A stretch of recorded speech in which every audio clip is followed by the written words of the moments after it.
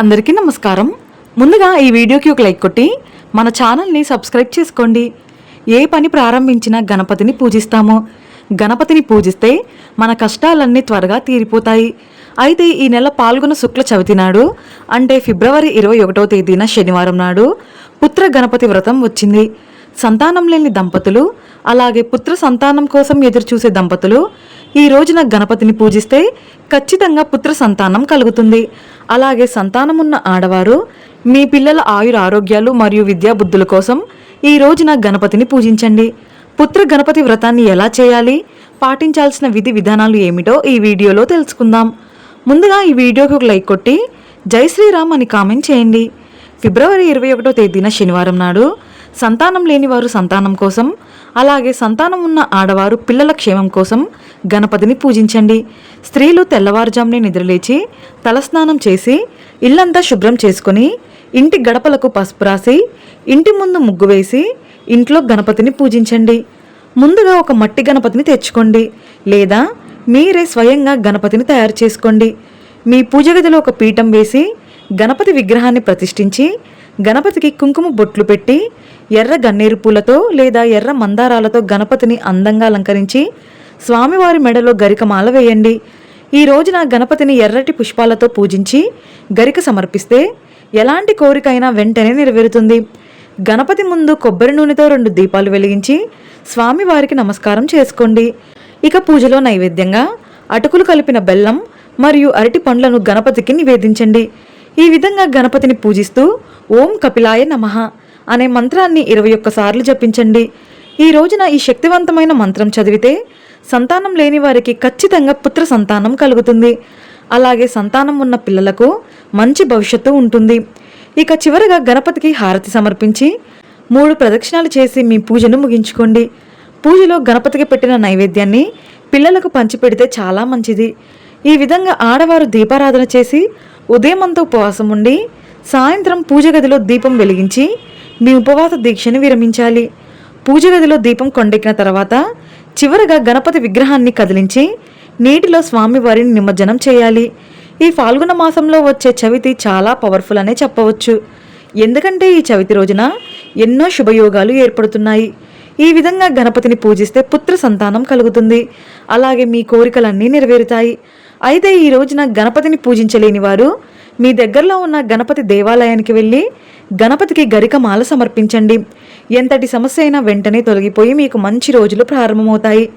ముఖ్యంగా ఈ చవితి రోజున గణపతి ఆలయంలో 5 ప్రదక్షిణాలు చేస్తే ఐశ్వర్య ప్రాప్తి కలుగుతుంది. ఎవరైతే కటిక పేదరికంతో బాధపడుతున్నారో అలాంటి వారు ఈ శనివారం ఉదయాన్నే స్నానం చేసి ఒక శక్తివంతమైన లక్ష్మీ బీజ మంత్రాన్ని చదవండి. ఆ మంత్రం ఏమిటంటే ఓం హ్రీ శ్రీ లక్ష్మీ వాసుదేవాయ నమః. ఈ మంత్రాన్ని 21 సార్లు లేదా 108 సార్లు జపించండి. అఖండ ధనయోగం వరిస్తుంది. ఇక మీ భర్త ఆదాయం బాగా పెరగాలంటే ఈ చవితి రోజున ఆడవారు గణపతి దేవాలయానికి వెళ్ళి మీ భర్త పేరు మీద అర్చన చేయించండి. మీ భర్త ఆయుష్ ఆదాయం బాగా పెరుగుతుంది. అలాగే స్త్రీలు దీర్ఘ సుమంగలిగా ఉండాలంటే గణపతికి కుంకుమ బొట్టు పెట్టి ఆ కుంకుమను స్త్రీలు పాపిట్లో పెట్టుకుంటే దీర్ఘ సుమంగళి యోగం సిద్ధిస్తుంది. ఇక మనలో చాలామందికి సొంతింటి కల ఉంటుంది. అలాగే కొంతమందికి భూములు కొనాలనే ఆశ ఉంటుంది. అలాంటి వారు ఈ చవితి రోజున గణపతి దేవాలయంలో జిల్లేడు ఒత్తులతో దీపారాధన చేస్తే గణపతి అనుగ్రహంతో మీ సొంతింటి కల వెంటనే నెరవేరుతుంది.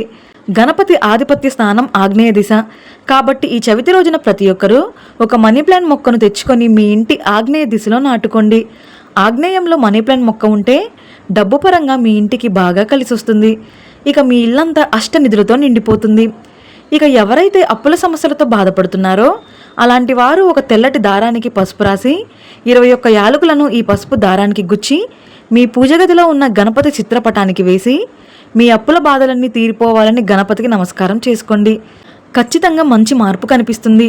మీ అప్పులన్నీ క్రమక్రమంగా తీరిపోయి సిరి సంపదలు కలుగుతాయి. ఇక మనలో చాలామంది ఇంటి గుమ్మం బయట దిష్టి యంత్రాలు కట్టుకుంటారు. కానీ ఇంటి ముందు గణపతి ఫోటో పెట్టుకుంటే చాలా మంచిది. విశేషంగా ఈ చవితి రోజున ఇంటి గుమ్మం బయట గణపతి ఫోటోను పెట్టుకుంటే మీ కుటుంబంలో ఎలాంటి సమస్యలు లేకుండా సుఖ సంతోషాలతో జీవిస్తారు. అలాగే మీ ఇంటి హాల్లో నైరుతి గోడకు పసుపు రంగు గణపతి పటాన్ని పెట్టుకుంటే ఇంటికున్న వాసు దోషాలు దరిద్ర బాధలన్నీ వెంటనే తొలగిపోతాయి. ఇక ఈ రోజున జిల్లేడు మొక్కను పూజిస్తే చాలా మంచిది. జిల్లేడు మొక్కకు పసుపు నీళ్లు పోసి నమస్కారం చేసుకుంటే మీ కోరికలన్నీ వెంటనే నెరవేరుతాయి. అలాగే ఒక జిల్లేడు ఆకుపైన తడి కుంకుమతో స్వస్తి గుర్తు వేసి మీ పూజ గదిలో గణపతి దగ్గర పెట్టుకోండి. పూజ పూర్తయిన తర్వాత ఈ జిల్లేడు ఆకును తీసి మీ బీరువాలో పెట్టుకోండి. ఇలా చేస్తే ధనాకర్షణ పెరుగుతుంది, తద్వారా మీ ఇంటి సంపద పెరుగుతుంది. ఇక ఉద్యోగ ప్రయత్నాలు చేసేవారు ఈ చవితి రోజున మందార పూలతో గణపతిని పూజించి దీపారాధన చేస్తే ఖచ్చితంగా మీరు కోరుకున్న ఉద్యోగం ప్రాప్తిస్తుంది. అలాగే చవితి రోజున ఒక చిన్న దక్షిణావృత శంఖాన్ని తెచ్చుకొని మీ పూజ గదిలో గణపతి ఫోటో పక్కన ఈ దక్షిణావృత శంఖాన్ని పెట్టుకోండి. ఇక మీ ఇంట్లో లక్ష్మీదేవి తాండవిస్తుంది. ఇక మీ పనుల్లో పదే పదే ఆటంకాలు ఎదురవుతుంటే ఈ చవితి రోజున మీ పూజ గదిలో ఉన్న వినాయకుడి పటం ముందు తాంబూలం పెట్టి నమస్కారం చేసుకోండి. ఇక మీ పనుల్లో ఏర్పడే ఆటంకాలన్నీ తొలగిపోతాయి. జ్యోతిష్య శాస్త్రాల ప్రకారం ప్రతి శనివారం నాడు రావి చెట్టు వద్దకు లక్ష్మీదేవి వస్తుందట. కాబట్టి శనివారం తప్పనిసరిగా ప్రతి ఒక్కరూ రావి చెట్టుకు ప్రదక్షిణాలు చేసి నమస్కారం చేసుకోండి. లక్ష్మీ కటాక్షం కలిగి ఇంటి సంపద పెరుగుతుంది. అలాగే మీ జీవితంలో ఉన్న కష్టాలన్నీ తొలగిపోయి మీకు మీ కుటుంబానికి మంచి జరగాలంటే ఈ శనివారం నాడు ప్రతి ఒక్కరూ ఓం గం గణపతే నమః అనే మంత్రాన్ని జపిస్తే మీకున్న సమస్యలన్నీ తొలగిపోతాయి. ముఖ్యంగా ఈ చవితి నాడు విద్యార్థులు తప్పనిసరిగా గణపతి ముందు గుంజీళ్లు తీస్తే మంచి తెలివితేటలు విద్యాబుద్ధులు ప్రాప్తిస్తాయి. ఇక కోర్టు సమస్యలు మరియు శత్రువుల భయంతో బాధపడేవారు పసుపుతో గణపతిని తయారు చేసి తేనెతో అభిషేకం చేస్తే కోర్టు సమస్యలు శత్రు బాధలు తొలగిపోతాయి. అలాగే దీర్ఘకాలిక అనారోగ్య సమస్యలతో బాధపడేవారు 21 గరిక పోచలను తీసుకొని ఒక్కో గరికను గణపతికి సమర్పిస్తూ ఓం గణాధిపతయే నమః అనే మంత్రాన్ని జపించండి. ఇక అనారోగ్య సమస్యలన్నీ తొలగిపోయి మంచి ఆరోగ్యం లభిస్తుంది. ఇక వ్యాపారాలు చేసేవారు ఈ చవితి రోజున గణపతికి పచ్చ కర్పూరంతో హారతి ఇచ్చి నమస్కారం చేసుకోండి. మీ వ్యాపారంలో నష్టాలు లేకుండా లాభాలు పెరుగుతాయి. ఇక ఎవరైతే వివాహ ప్రయత్నాలు చేస్తున్నారో అలాంటి వారు ఈ చవితి రోజున ఒక పసుపు దారానికి 11 పసుపు కొమ్ములను మాలగా కట్టి గణపతి విగ్రహానికి వేస్తే వివాహంలో ఆటంకాలు తొలగిపోయి త్వరగా మంచి వివాహ సంబంధం కుదురుతుంది. ఇక ఈ రోజున పొరపాటున కూడా ఎవరికి డబ్బులు అప్పుగా ఇవ్వకండి. అలాగే ఎవరి నుండి డబ్బులు తీసుకోకూడదు. ఇక గణపతి పూజలో తులసి ఆకులను ఉపయోగించకూడదు.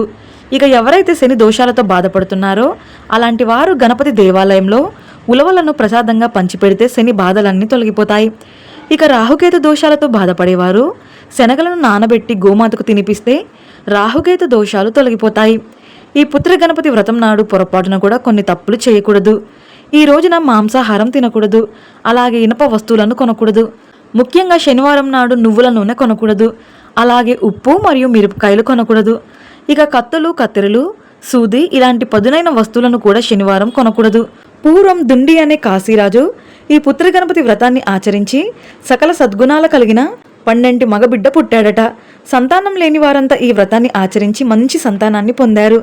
ఇక అప్పటి నుండి సంతానం లేనివారు ఈ వ్రతాన్ని ఆచరించడం ఆనవాయితీగా మారింది. ఈ వీడియో మీకు నచ్చితే లైక్ చేసి సబ్స్క్రైబ్ చేసుకోండి. జై శ్రీరామ్.